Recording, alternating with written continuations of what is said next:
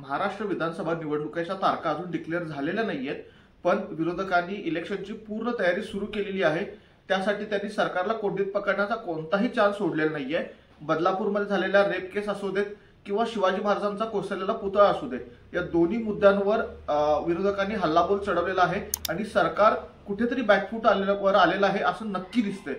पण याच्यामध्ये एक गोष्ट आपल्याला प्रामुख्याने दिसते की जरी हे तिन्ही पक्ष म्हणजे शिवसेना, काँग्रेस आणि राष्ट्रवादी हे महायुतीच्या विरोधात भक्कमपणे उभे असले तरी त्यांच्यामध्ये मात्र चीफ मिनिस्टर पोस्टवरून थोडं धुसफूस आहे आणि त्यामुळेच त्यांनी चीफ मिनिस्टर पदाचा त्यांचा जो दावेदार असेल तो डिक्लेअर केलेला नाहीये। अर्थात काँग्रेस आणि राष्ट्रवादीला तो करण्यात इंटरेस्ट देखील नाहीये, मात्र शिवसेना आग्रही आहे। त्यांचं असं मत आहे की आपण आपला मुख्यमंत्री पदाचा कॅन्डिडेट उतरवूनच आपण या रिंगणात इलेक्शनच्या उतरलं पाहिजे आणि महायुतीला टक्कर दिली पाहिजे। पण हे असं का होतंय याच्याबद्दल आपण आज थोडी चर्चा करू। काँग्रेसला आणि राष्ट्रवादीला हा कॅन्डिडेट का नको आहे, मात्र शिवसेना याच्याबद्दल आग्रही का आहे। नमस्कार, मी आकाश खांडके, तुम्ही पाहताय जस्ट पॉलिटिक्स। सुरुवात आपण शरद पवारांपासून करू। आपल्याला माहिती आहे की शरद पवार एक मुरब्बी राजकारणी आहेत आणि त्यांनी आधीच डिक्लेअर केले की त्यांच्या पक्षाला मुख्यमंत्री पदात कोणताही इंटरेस्ट नाहीये, त्यांना मुख्यमंत्री पद नको आहे। पण हे असं म्हणताना त्यांनी मुख्यमंत्री पदाचा चेहरा कोण असावा, तो काँग्रेसमधला एखादा नेता असावा की उद्धव ठाकरेंच्या पक्षातला एखादा नेता असावा, याच्यावर त्यांनी भाष्य केलेलं नाही आणि ते दरवेळेस याच्यावर भाष्य करणं टाळतात। त्यांना अशा प्रकारचे प्रश्न विचारल्यावर ते सरळ म्हणतात की आपली लढाई ही भाजपच्या विरोधात आहे आणि भाजपला हरवणं आपला हा प्रामुख्याने गोल राहायला पाहिजे।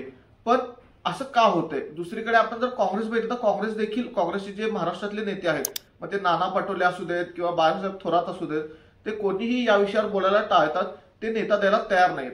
याच्या उलट मात्र उद्धव ठाकरेंनी जी महाविकास आघाडीची बैठक झाली होती काही दिवसांआधी, त्या बैठकीत भाषणात त्यांनी म्हटलं होतं की महाविकास आघाडीने कोणताही चेहरा मुख्यमंत्री पदासाठी द्यावा, आम्ही त्याला सपोर्ट करू, म्हणजे शिवसेना त्याला सपोर्ट करेल।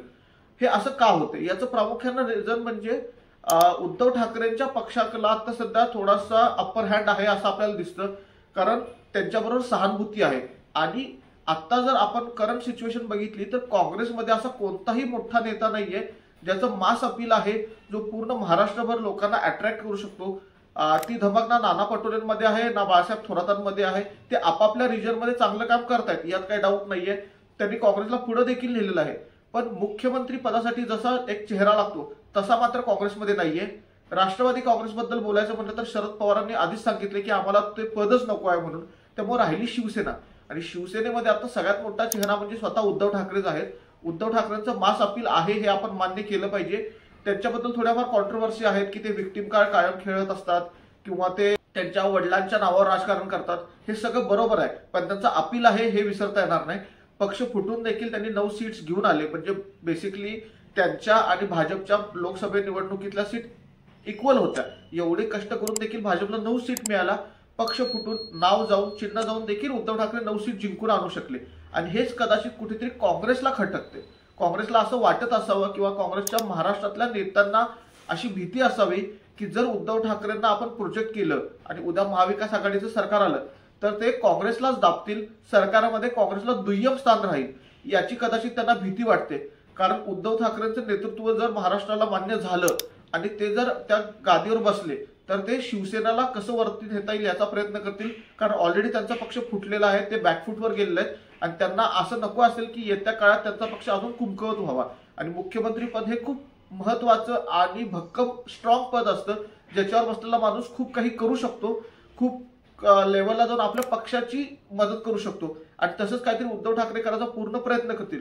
आणि कदाचित काँग्रेसला याची भीती आहे की सरकारमध्ये तर आपण येऊ, सत्ता आपल्याला मिळेल, पण सत्तेतला जो मोठा चंक, मोठा वाटा चांगला आपल्याला मिळाला पाहिजे, तो मात्र आपल्या हाती लागणार नाही। असं व्हायला नको म्हणून ते हा चेहरा देत नाहीये। पण बिना निवडणुकीला मुख्यमंत्री पद देता उतरणं, चेहरा देता उतरणं, हे पण कितीपत बरोबर आहे याचा विचार करावा लागेल। आपल्याला माहिती आहे की भाजपनं किंवा फडणवीसांनी हे सांगितलेलं आहे की आम्ही इलेक्शन हे एकनाथ शिंदेच्याच नेतृत्वाखाली लढू, पण त्यांनी हे नाही सांगितलेलं की येणारा मुख्यमंत्री परत एकनाथ शिंदेच असतील म्हणून। ते भाजप आपल्या स्ट्रॅटेजी प्रमाणे चालतं, ते शब्दांची खेळी करतात, लोकांना फसवतात, हे आपल्याला माहिती आहे।